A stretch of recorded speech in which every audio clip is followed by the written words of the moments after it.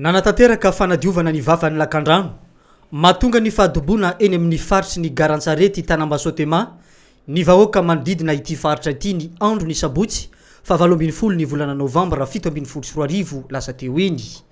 Nandritra n'ity fanadiovana ity ihany koa no nanaovan'ireo vahoaka tsy paipaika mba hoentina manamafy ny fanadiovana.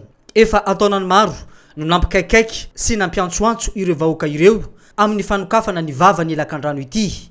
Tsy mbola nisy ny fandraisana andraikitra nataony tompon'andraikitra eto an-tampon-tanàna ny Mahajanga, na avy ao amin'ny commune, na avy ao amin'ny faritra, na avy ao amin'ny préfecture ny Mahajanga.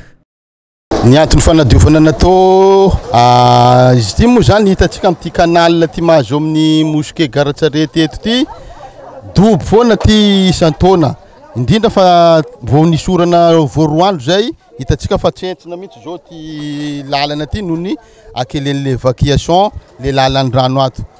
Ka mangataka zay amin'ireo mpitondra fanjakana isan-tsokajiny mba handray anjara amin'ny fanamboarana ty canal ty. Tsisy solution raha tsy fanamboarana ty satria kely le évacuation ny lalan-drano, le rano avy any ambony any mitsofoka ty, ny avy aty mitsofoka ty, ny avy any antsinanana samby mandalo eto daholo le rano, ka tsy mahanaka zany le évacuation fa ny fangatanay dia ny analehibe nyty évacuation ty na amaky an'ty lalana ty mihitsy aza. Ka zay mba angatanay aminareo mpitondra fanjakana isan-tsokajiny mba hijery akaiky ity canal ty fa tena dobo foana zany ity ponina manodidina ty mosquée Bazarikely Sotema ty.